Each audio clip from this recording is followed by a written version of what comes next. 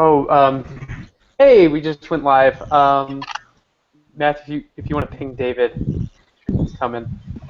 Yeah. Hey, everybody, welcome to another DoneJS contributors meeting. I'll go first with my status. So we've been working on the documentation. I've specifically been working on Can Connect, and there's just a ton of documentation there. I've also changed a little bit how Can Connect is intended to be used, and that's something that I want to go over.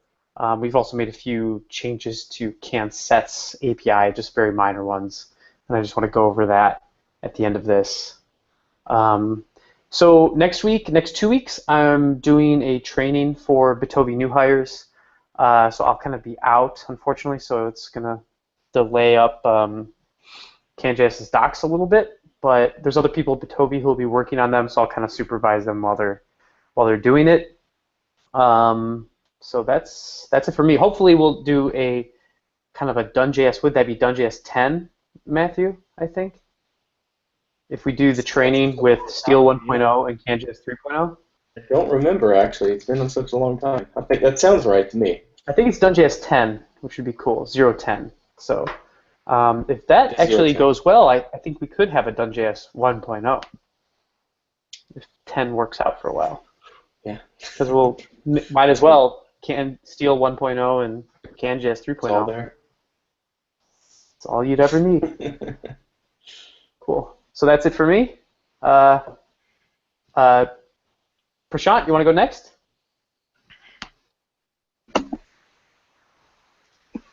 Yeah, sure.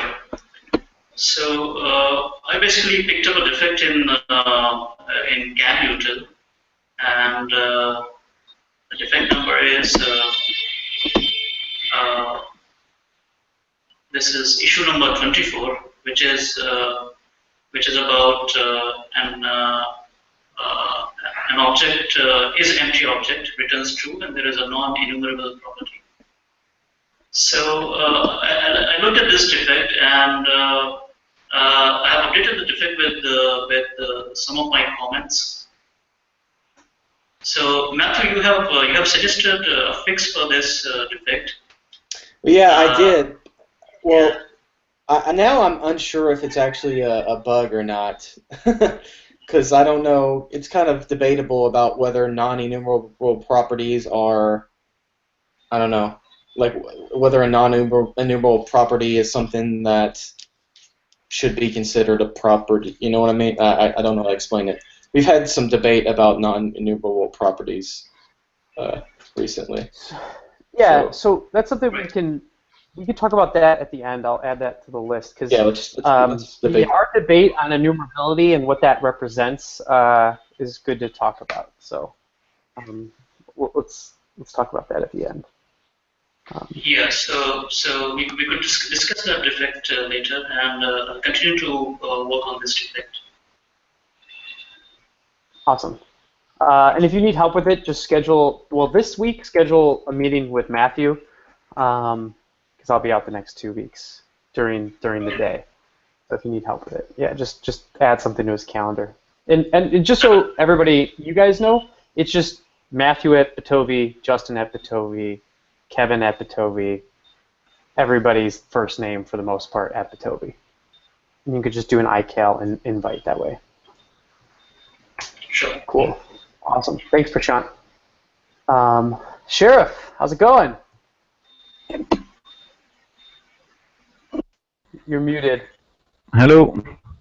Hey, on fast internet today. Can you hear me? Yes. Yes, I'm at my parents' house. Sorry, I was absent for a long period. So I did not. I don't did much of things for this period because I have a lot of work at my full-time job. We are on a national company website, so I have a lot of work to do and extra hours to do at my full-time job. And we were in Ramadan, so the time was the time. Oh yeah, you're hungry all the time changing. too, then.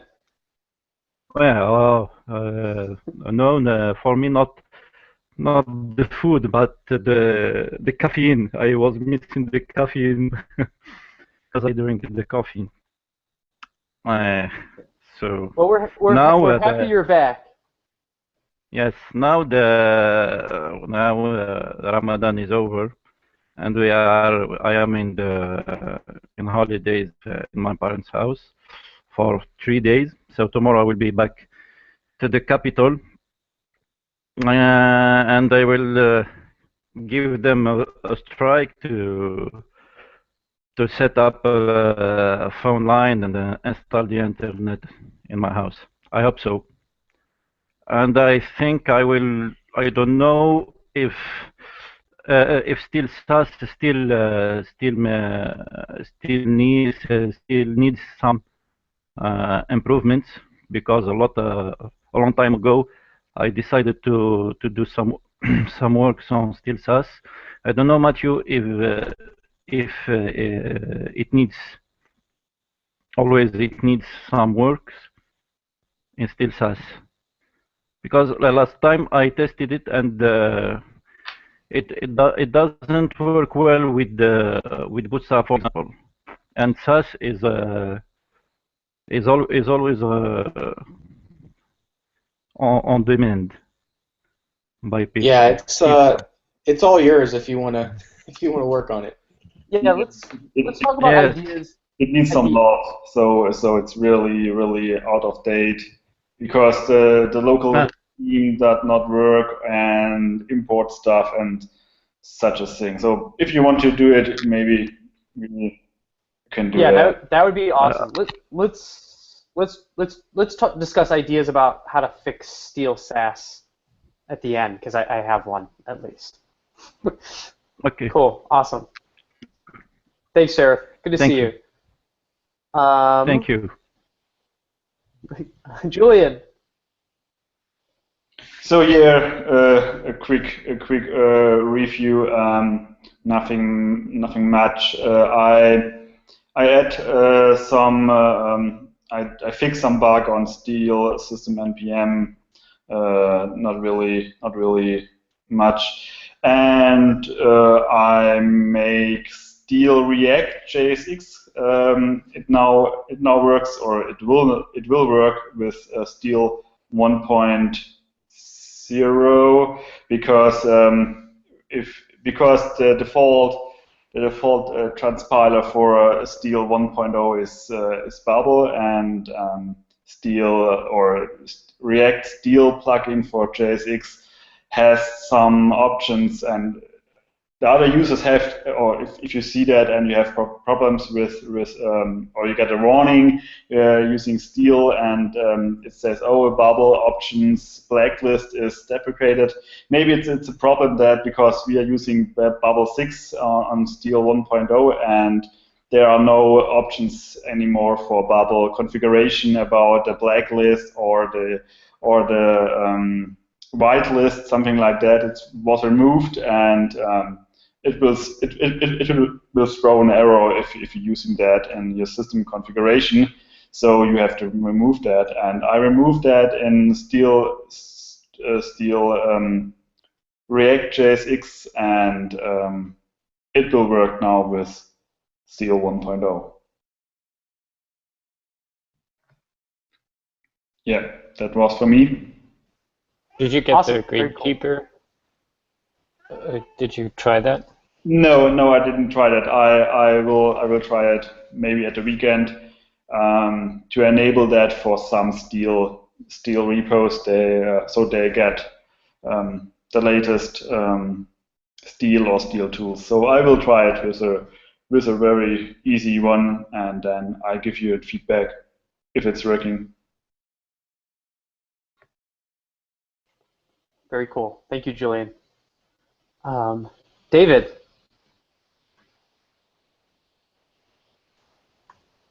I don't think I have anything for this week. There's some testing stuff I have to look in for next week, though. I noticed some issues that that were kind of long-standing that we can probably tackle just to make this work right. Do you do you see the thread about in the DoneJS forum? Do you see the thread about Testy? Maybe you can answer that question. When did that one come in? Oh, Maybe. yes, exactly. That is exactly what I want to look into. Oh, okay. The coverage one. Yeah. Okay. I don't know. It works for some things like for QNIT, but for Mocha and stuff, it doesn't. It's kind of weird. So we had the same problem, and we wanted to set it up for the project that we're working on as well. But yeah, that's it. Awesome. Very cool. Just a reminder, if you guys have it, if you have any status for this or plans for next week, just a reminder, I'm putting in the forum post for this week's meetup. So just add your stuff there. Thank you. Thanks, David. Matthew?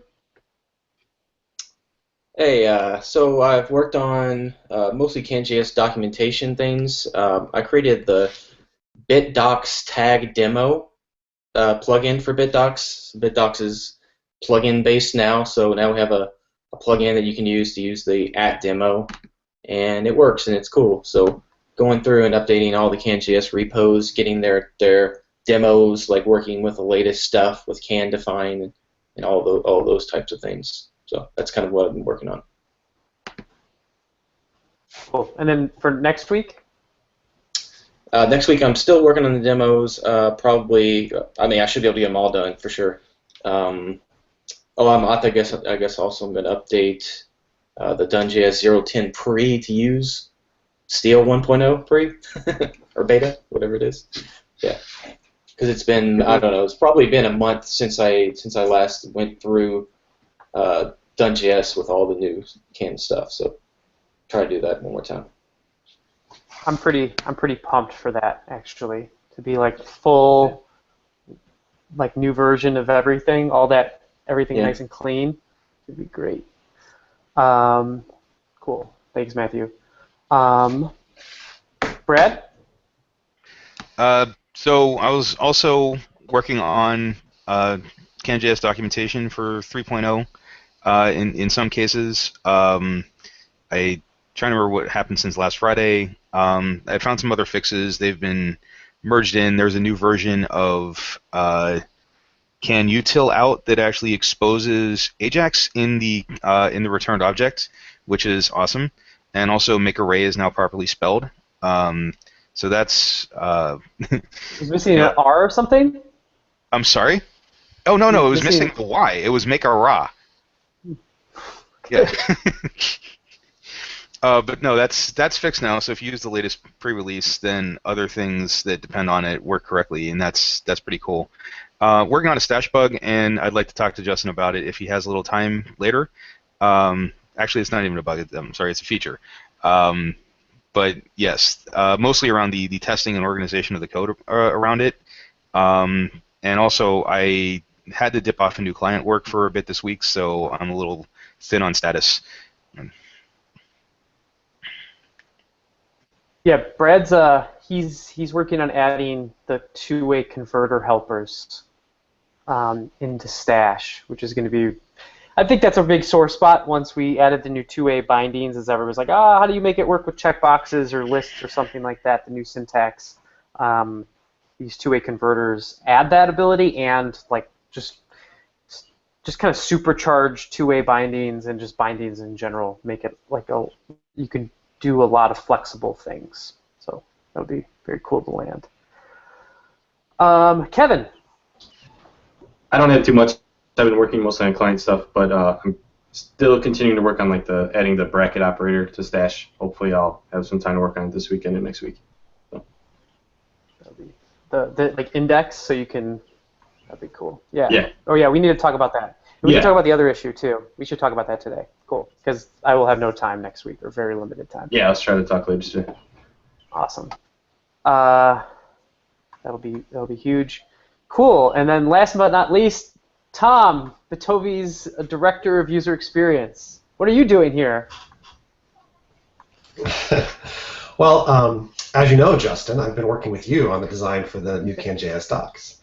No, I'm working on the homepage today. We got the design day before yesterday done, so I'm just working on the HTML and CSS for the design for the list of like core modules. I should be able to finish that today, and then I think I'm going to work on there's some smaller things with the API design, the tags and the indentation for returns and little. Oh, and the in this article thing at the top of the page. So those are kind of the highest priorities. I don't know if I'll get to those today. It'll probably be next week, I think, by the time I get around to that. Awesome. Do you want to share your screen real quick just to show the homepage? Yeah, sure.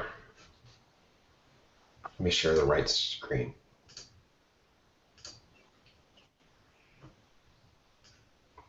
Here, let me see. This is just going to be like a mock-up. Because I don't have the local version running at the moment, but so the list of modules will look more like this. We have the name, title of the module, which links to the page, the version number, short description, installation, and then the GitHub stars.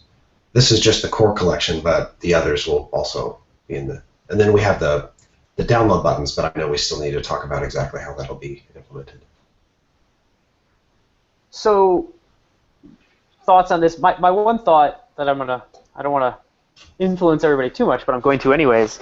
The important thing for me for CanJS's homepage really was those stars. Like if we're going for this, it's going to be a collection of libraries that can be used to build applications and whatnot.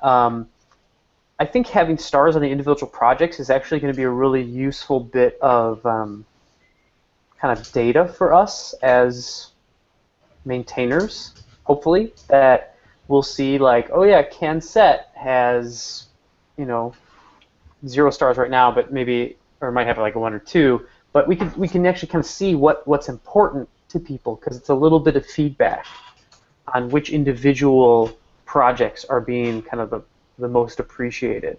So we can kind of divert attention to that. I think that's going to be really important as we, not so much for core, but really for like the ecosystem libraries, like CanValidate or I don't know, the derive, CanDerive, or CanSort, or whatever those things are. We can really see, hey, people are actually really using this because there's stars, and we'll be confronted with that on the homepage. Maybe we really need to polish up the validation utilities. So that's kind of why it has all the stars and everything's independent. Any thoughts? Yeah, which speaking of, we should go in and star some of these because all of them have 0 stars, I think, for the most part. Only if you like them, though. Anyways, any thoughts? Just on the design generally, or about or just whatever. The layout of the layout. I think it's good. I mean, I don't know if I put the download stuff at the top, but it's good. It's good. It's a good design. Yeah, I think we will need a star for CanJS as a whole as well, too, on there somewhere. But okay. Yeah. Whoa. When you click on npm install, is that going to copy it to your clipboard? Incorporate that. I don't know. That's up to you guys. I personally hate that. I would prefer to just select it and copy it manually, but that's me. That's fair. I mean, cool. unless you can do that and also still let me do it manually. It drives me crazy when I can't copy and paste stuff. This is the final design, or just the wireframe? It is. Yeah. So, Prashant, you might have. Or sorry, who said that? Oh, Sheriff. Prashant. Sheriff. It's me. Sheriff, we kind of discussed this in the last couple. So, like the design aesthetic that we're going for with CanJS is brutalism.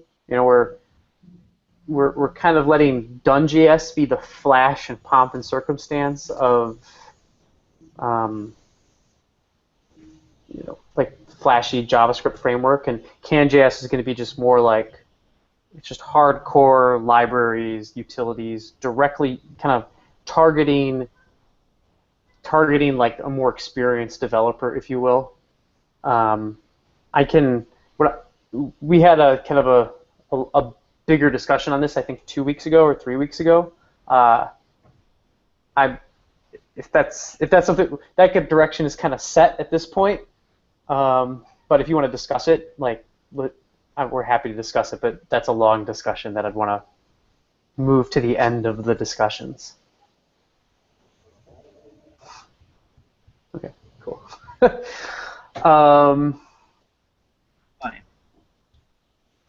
Sorry, what'd you say?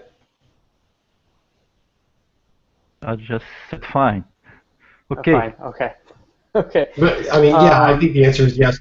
We're being purposefully overly simplistic in our approach to the design. Yeah. What about a highlight color? Maybe it's a little bit white and black. Maybe we had some like blue or a highlight color. What about that? Well, DoneJS we have that blue flag. Yeah. The reason why we kept it this is we're trying to mimic the topography of GitHub pages and GitHub as much as possible. And when you do code, like when you do the 2 ticks in like Markdown file that you submit in GitHub, it is that gray background. So we purposely wanted to mimic GitHub's design choices, so a developer coming from GitHub would feel very at home in what this looks like. So, I mean, to me, I don't know. We kind of discussed it. It's a gamble and a risk, but it puts us in like a different spot and position than I think a lot of the other libraries with this brutalism, right? It's just nothing stands between you and the API docs and code. Can we update the site today sometime? It's a little bit. Yeah, I was planning on pushing out behind. before It this doesn't meeting, have the but signatures. I didn't have time to do that. Okay. So, yeah, I guess I'll put it this way: like, if there's concerns about this, like, yeah, thank you for voicing them. I think I personally, and again, it's a voting thing, so if you want to call a vote, you can easily outnumber me. But I would prefer to try to stick to this brutalism, be really hardcore about it for launch, and see how it goes. We can always like have pretty colors and things like that after, but my hope is that people will respond to the simplicity of this. We'll see. I think it's beautiful. I think it is beautiful already. See, like Matt. Well, and it has this super sweet CS. Oh, it's not on this branch. Never mind. Sorry. It works in mobile. That's what Tom was about. Was about to show.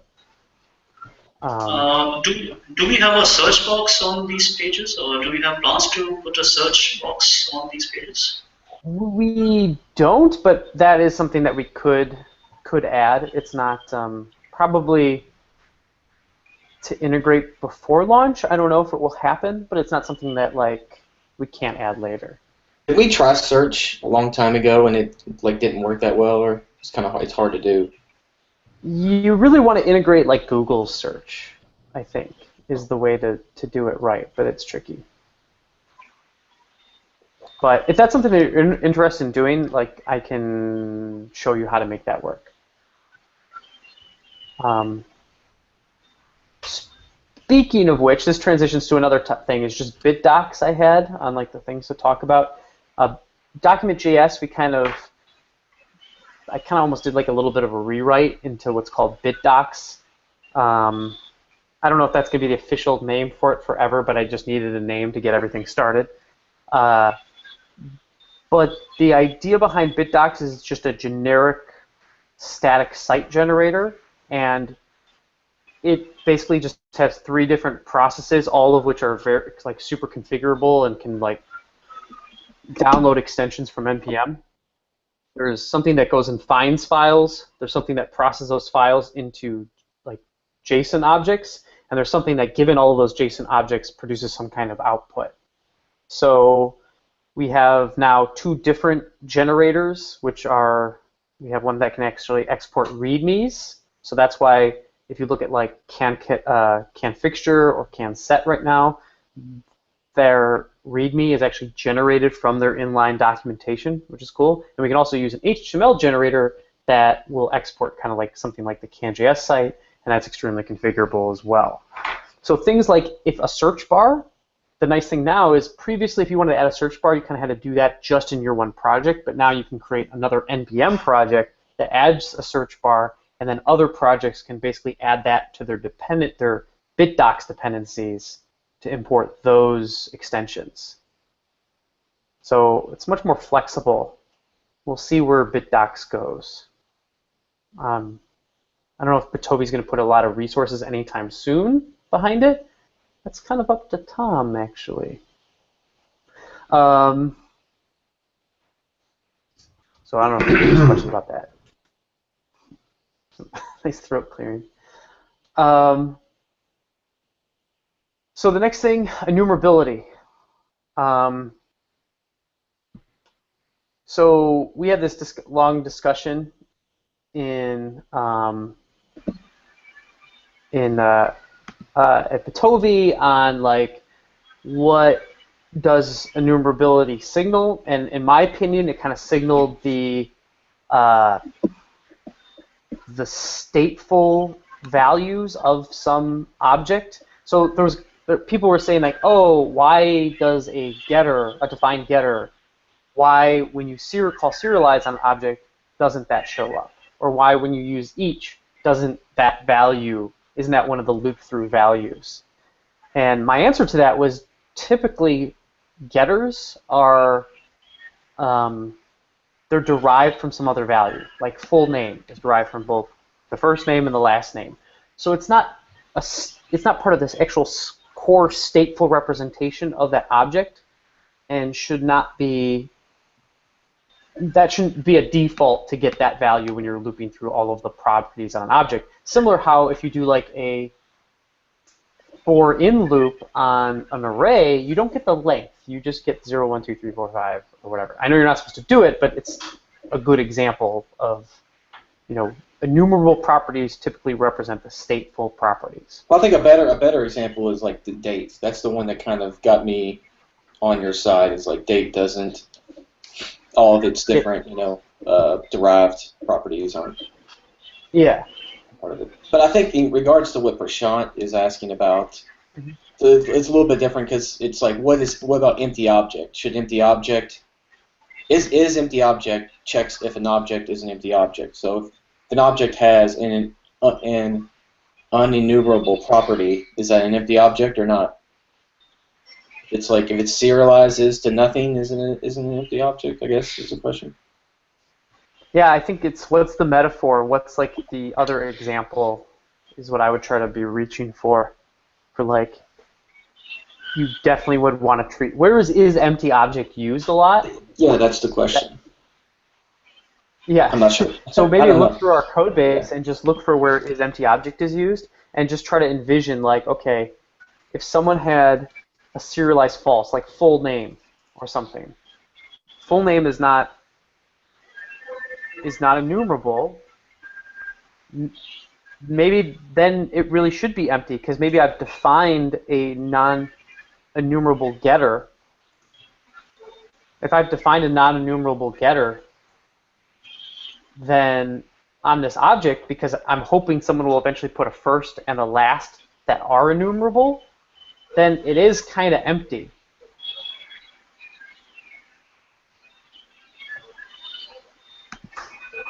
I can see that argument being made. So, yes, I think we should just, non-enumerable properties probably actually shouldn't be counted towards being towards emptiness. Yeah, I think I agree now. Also, I would look at Lodash and just like kind of follow that. I mean, we should just kind of whatever everybody else has a is empty object. We should just kind of just be the same as them, I think. So it's not surprising for other people. Cool. Okay, next discussion topic: can set, can connect.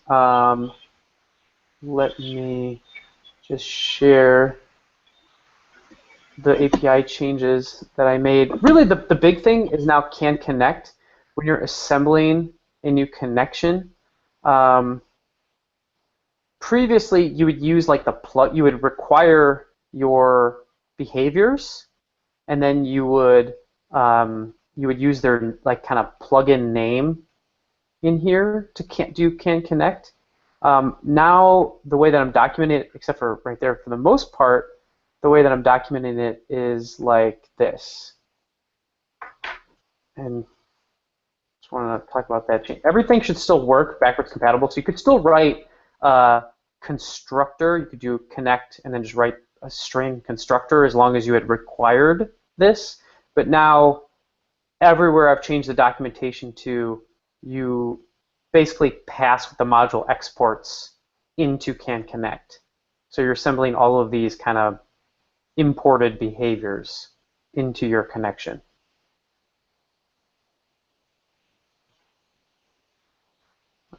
I'll take that as a, that's all right, cool. The other thing is can set had these comparators on it, which was like set comparators Boolean. Now this is going to be changed, but it has been changed, but going to be maintained backwards compatibility to say set.props Boolean. Because the way I think about it, you're really just setting like each property. You're saying the completed property is a Boolean. So set, these are kind of the different properties behaviors you can define Boolean.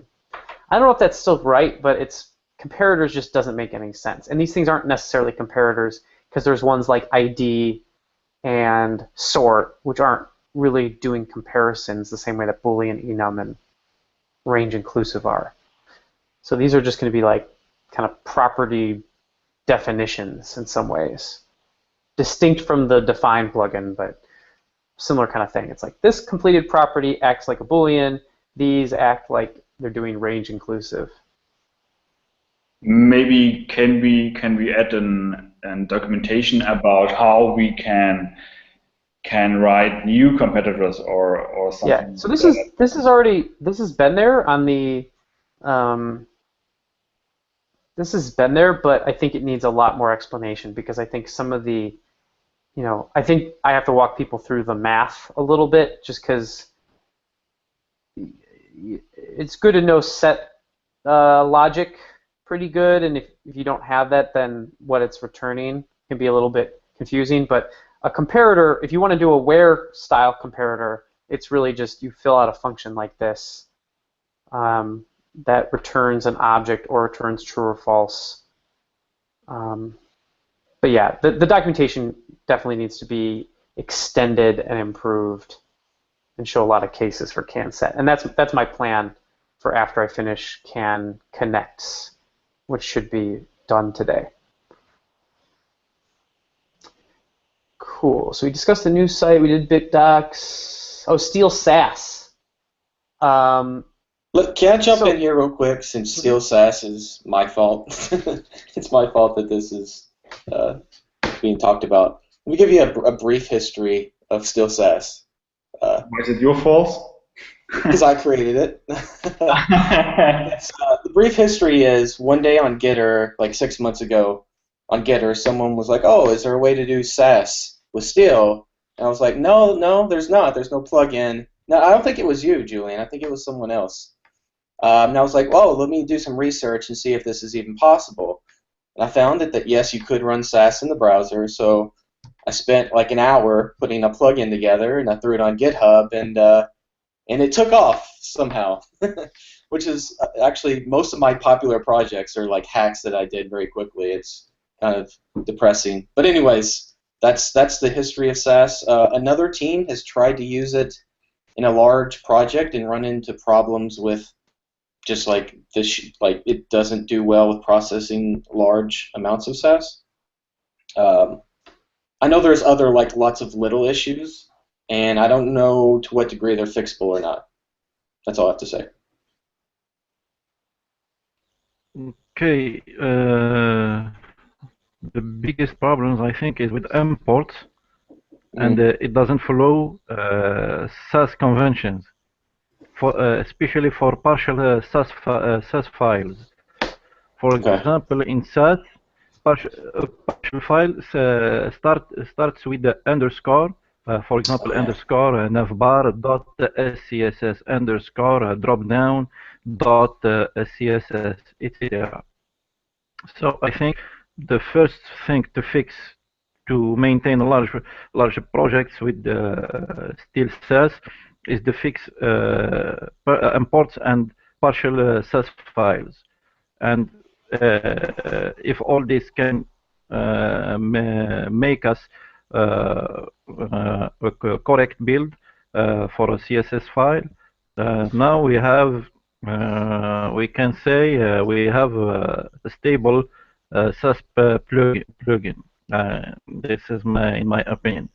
After that, I think we can accelerate. I think I opened an issue already about that. We can accelerate the build with the using of Node.js.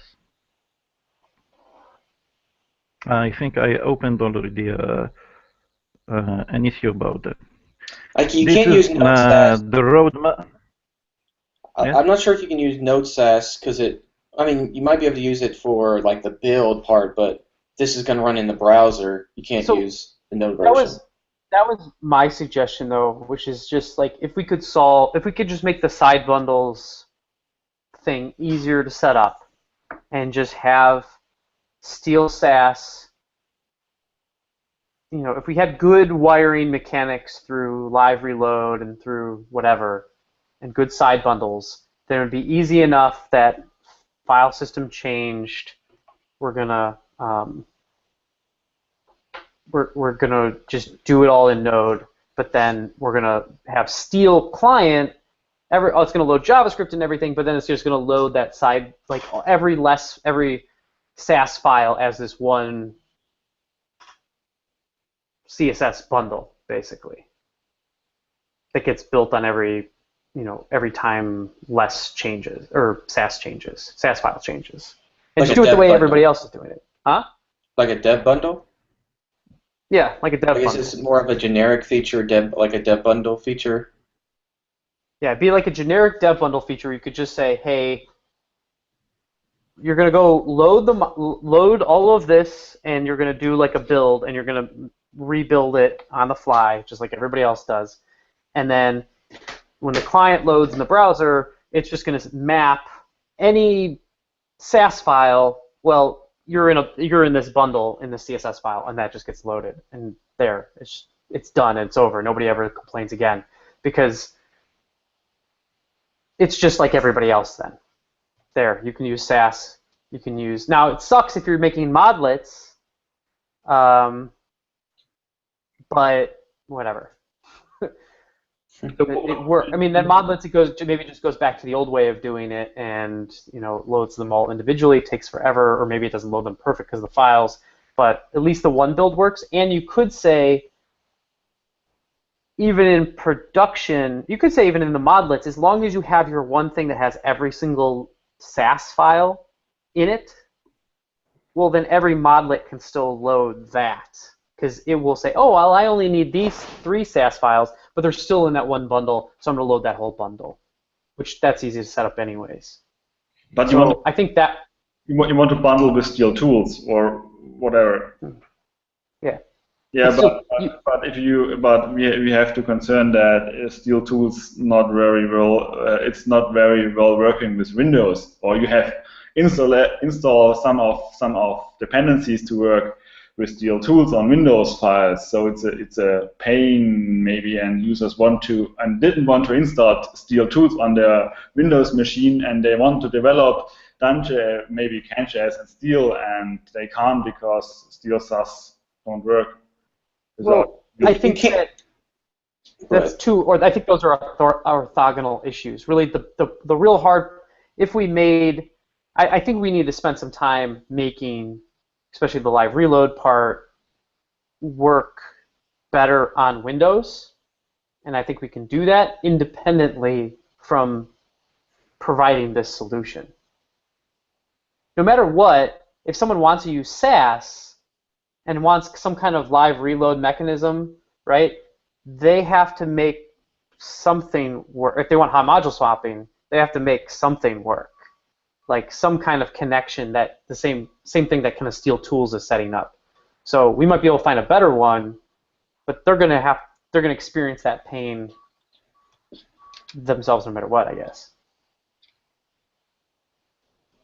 I don't know if what I'm saying makes sense, but like if someone is on Windows and wants to use SAS and have hot module swapping, well, either there's only two possibilities. Either the only way to do it is to set up all of the same kind of dependencies that Steel is using that are so hard to make work in Windows anyways, or Steel could be doing things better, and maybe there's some other dependencies it could be using to provide the same functionality that is easier in Windows. So, and then that's what we should be doing. But why do we need transpile less or SAS in the browser? Why do we can't they transpile on the file system and serve the CSS file? Why do we need less in the working browser? I don't get it. Well, because of what because of modlets. You don't need it, but it really is nice for modlets. Right? It's really nice that I can just co-create an HTML page, and then that one module is going to load exactly what it needs and only what it needs. It's not going to load in every single CSS because maybe there's stuff that it's not requiring but should be, and that can create bugs. No, I don't think that's what Julian's saying. I think Julian's saying is you can transpile every individual SAS less file and still just don't require the SAS file, require the CSS file that the SAS file produces. Then you have modulets, you're just using CSS instead of SAS. Yeah. So right. The question is, why do we need some browser support for less or SAS? Why do we not see, okay, we Steel transpile on the fly, or on the back end, or Steel is like a command line tool that starts the SAS compiler or the less compiler, and weren't you just talking about people who don't want to install all these command line tools and just develop in their browser? Sorry? Well, I think that the answer, Julian, is number one, I agree. We don't need that. People don't have to do it, but I think people want it because people ask about SAS plugins all the time. So I think it's not, need is not the word I would use, but there's definitely a lot of people that desire this sort of thing. No, I know that, but we can transpile the SAS file on the server, on the client side, or on the file system. We don't need to transpile on a browser, right? We can, you do if you want super fast hot module swapping.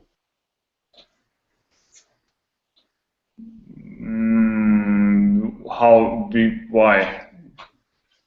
Because, well, you kind of need it. Like it's good to have, because JavaScript would need, or something. I mean, or you're just building a bigger system. You're building a bigger mousetrap. Let me put it this way. If you develop Steel from the perspective of the client, then all things are possible. The second you start making like it kind of driven by the server, then it becomes kind of like Webpack, and it's like there's this weird dual nature. So it's kind of a maintainability thing, but like let's say SAS, you need to recompile that, but if you've already, CSS, it's not as true, but it's more like something like if it was like JavaScript that needs to be transpiled or whatever, it's like, why do we need to load tracer, right? But it's because on the client, then we could just download that JavaScript file, that one JavaScript file, retranspile it, and just re-execute that one JavaScript file that's changed.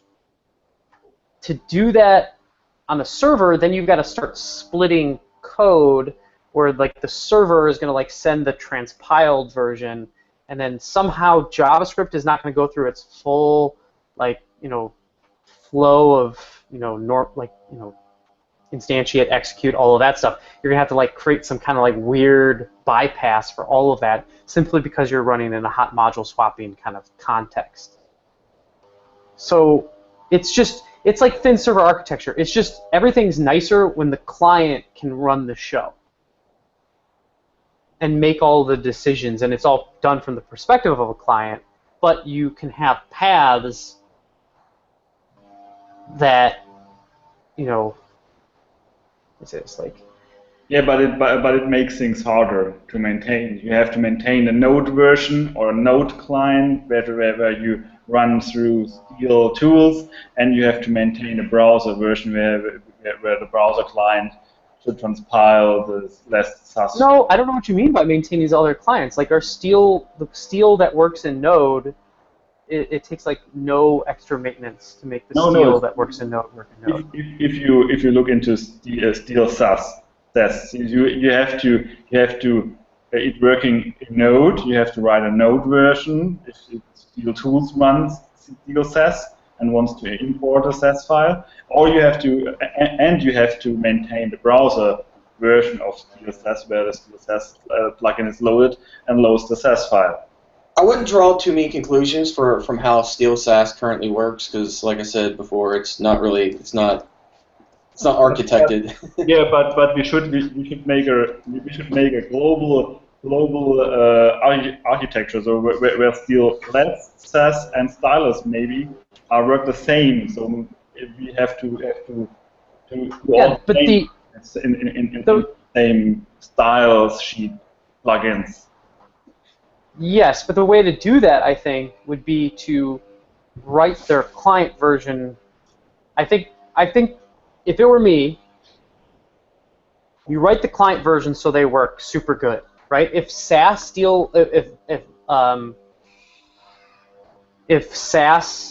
has all these weird file name conventions and whatnot, then the client version is still going to work. It's just going to work super slow, and it's going to make like a bunch of network requests to go see if that's there, right? Terrible user experience in the client. Fine, who cares? But the good thing about doing it that way is that it does work in the client, and it's immediately transportable to the server and can be made to run fast. Because instead of making AJAX requests, now it's making like, it's doing file I/O. The logic is the exact same, and it's just easier that way. Does that make sense? But the problem is they each have their the real problem is they have SAS, especially with less. They have,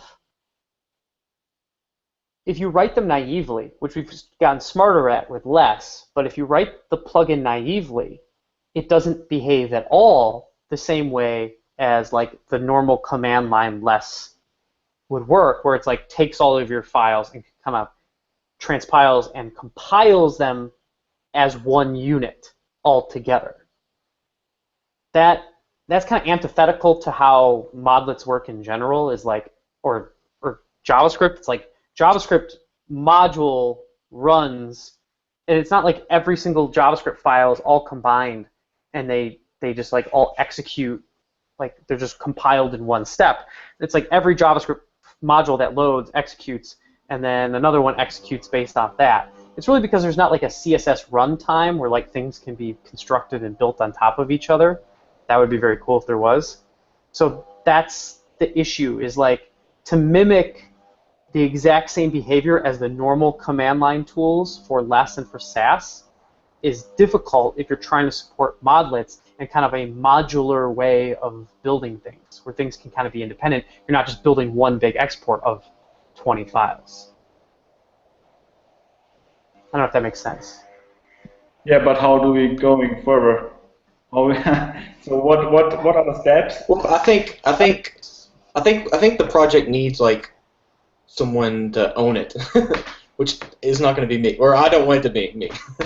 Yeah, So I mean, I think it's important for Steel that Steel is flexible enough that it can, you can make plugins that run in the browser, and there's some trade-offs there, or you can make plugins that don't run in the browser and do bundles instead, or do whatever else. I just want to make sure Steel is flexible enough so that people can write different types of plugins different ways. But as far as still Sass, I mean, like I think Justin's idea is a good one. I don't know who's going to work on it, but I mean, there can definitely be incremental improvements, like Sheriff talked about, and yeah, I mean, that would be good as well. Yeah, I mean, I think the problem to make a really good, like I'm familiar with Less, not Sass as much, but to make a really good Less, now they finally have exposed enough like plugins and inner workings where I feel like we could make a really good Less plugin. But in order to do it, Steel really, like, I think to make a really good one, people would have to throw away whatever they've learned with the normal Less compiler and kind of how it behaves, and it would be Steel would handle all of the importing. So if you wrote like @import, you know, some other Less file inside of another Less file, Steel's going to actually go grab that, resolve it, and then do its own kind of combined compiling of the imported Less files into this, you know, into the whatever's imported with whatever the actual Less file that should be written out kind of to a script tag or style tag. That's how it really should work. Steel is just taking over loading files and not letting the underlying kind of in-browser Less engine or whatever do that loading. It's Steel should just say, I'm going to take over. Yeah, we have to. Yeah, we have to. I agree. We have to because we have special for example, local locate team. So we have to work on that. So we have to need to go all file have go through Steel because we have to check it. So it's a hard way maybe, but that's the only way. Yeah. Yeah, so that's somewhat the problem, is like these command line tools that run in Node and their JavaScript file interpreters that they provide are not like sympathetic. They don't work well with kind of a modular approach to building JavaScript applications. And we just have to force that to happen. And at least Less now, I know, has the capability that we could do that finally. I don't know enough about Sass to know if that's doable with what they expose in terms of like their internal workings. Yeah. So, alternatively, you should write a CSS interpreter and then every CSS file would compile to that. I think isn't that kind of like Post CSS does or whatever? That's what JavaScript really needs. But I digress. So Sheriff, you are the new contributor of the class. It's all yours. All yours. You talk about it and yeah, you make it. I mean, if that's something you're interested in, I would set up a meeting.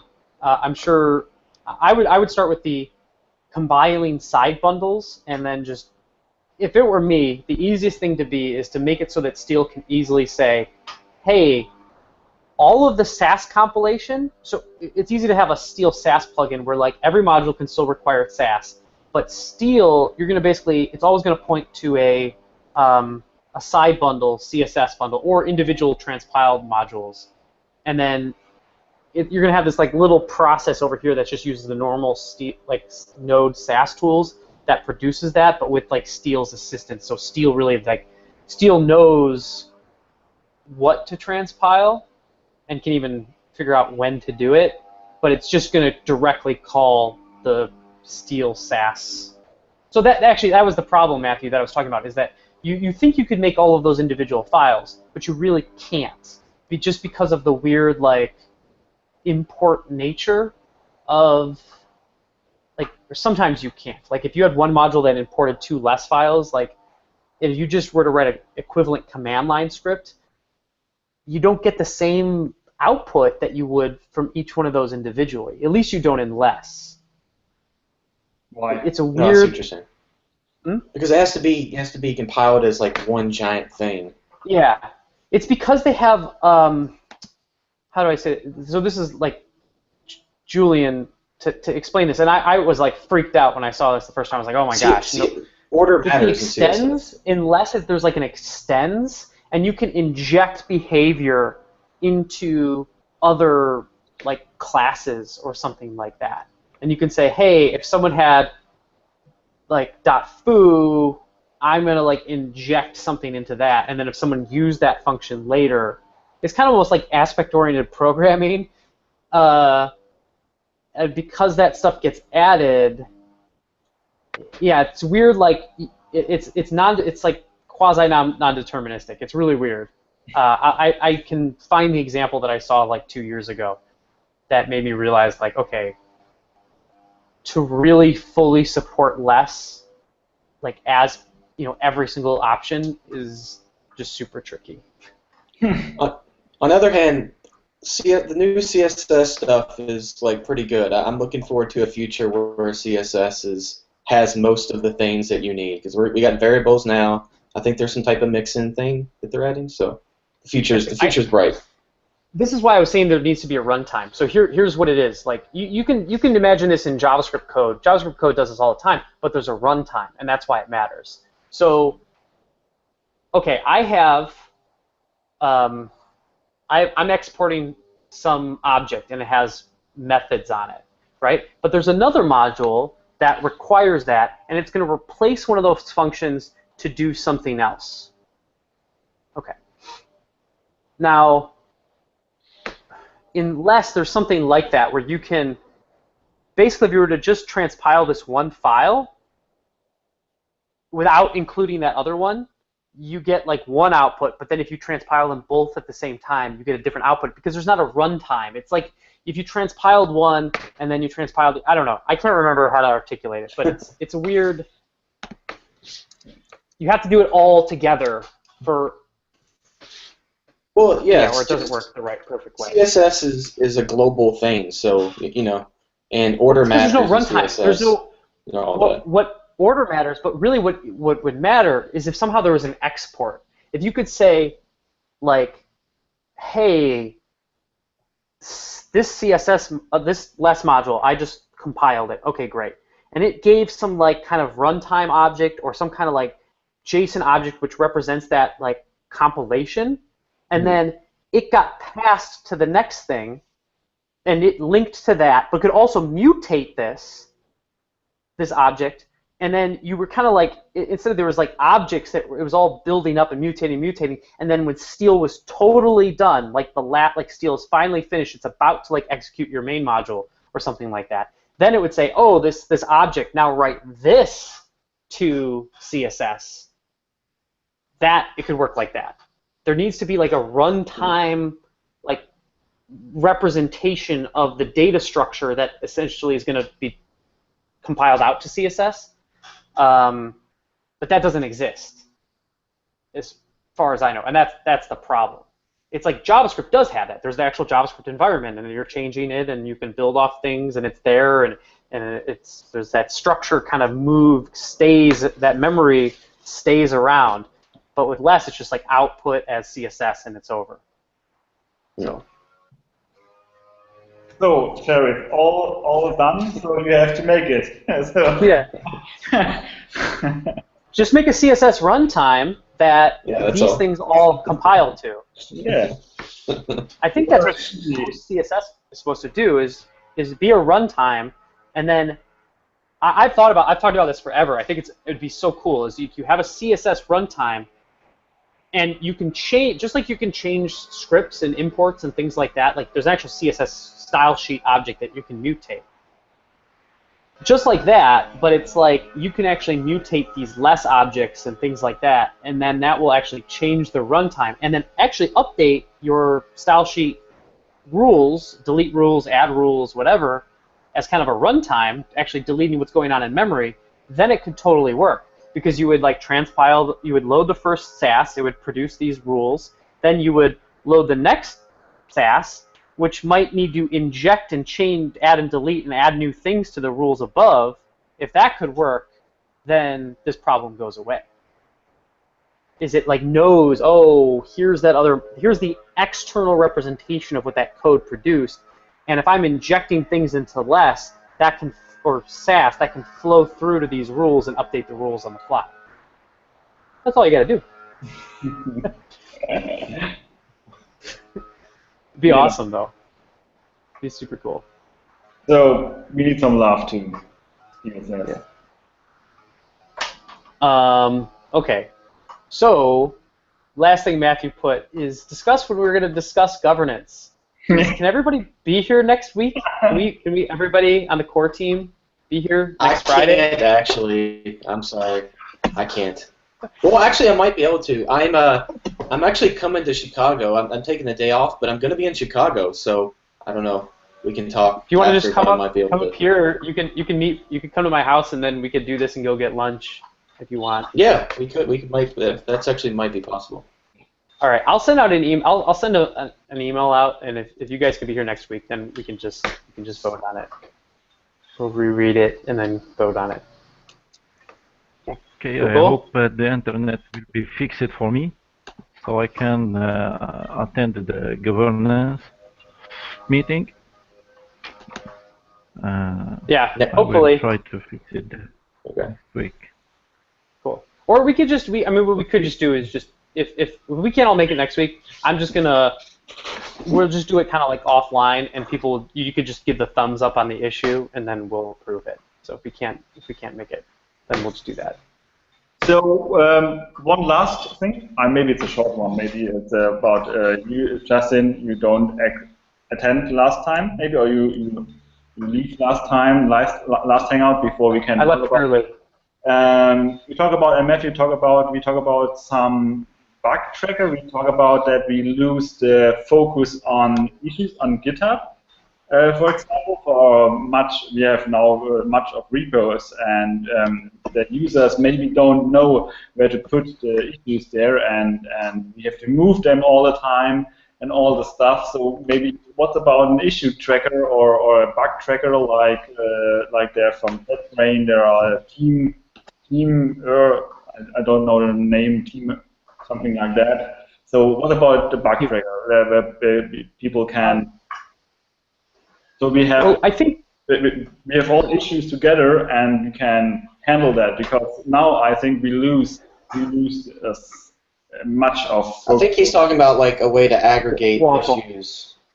Yeah. So Waffle. here, this is what we actually use at Bitovi to aggregate all of our issues across all of our projects, and we could probably just set one of these up for like kind of contributors, which is actually.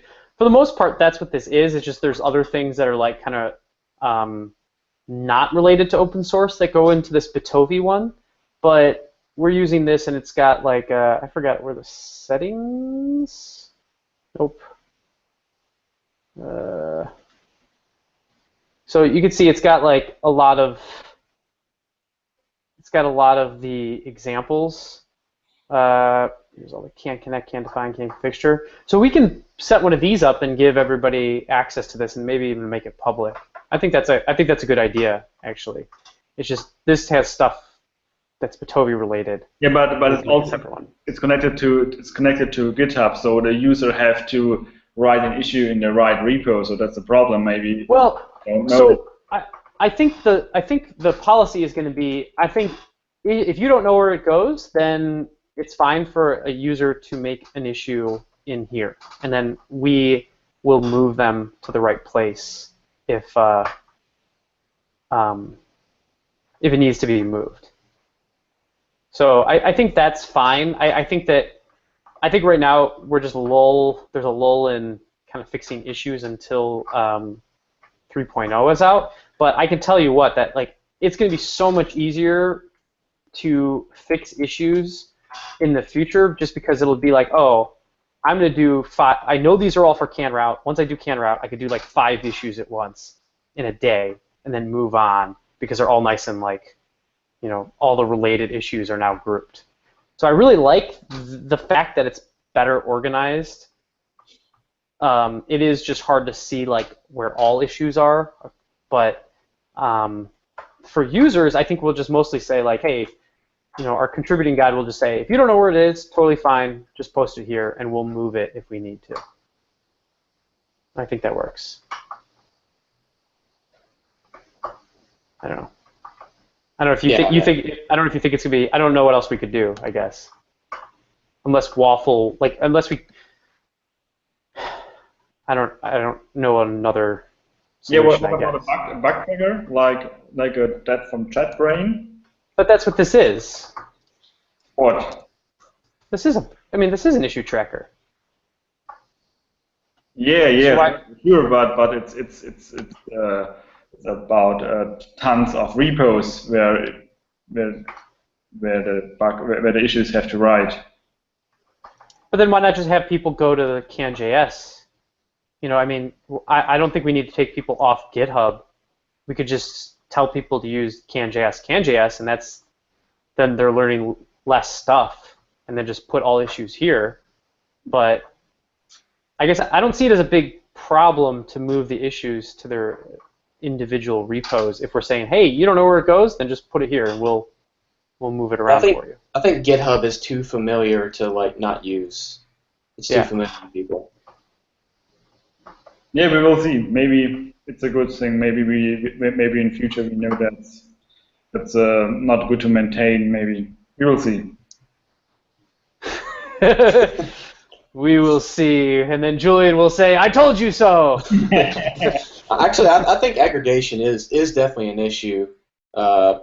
See this with steels. It's easy to forget about one of those obscure libraries that you don't work on a whole lot. So I think aggregating helps with that. Totally. Okay. Cool. Anything else? Nope. All right. Good meeting, everybody. High fives. Good to see everybody. See ya. Hopefully see you all next week. Yeah. Thank you. Bye.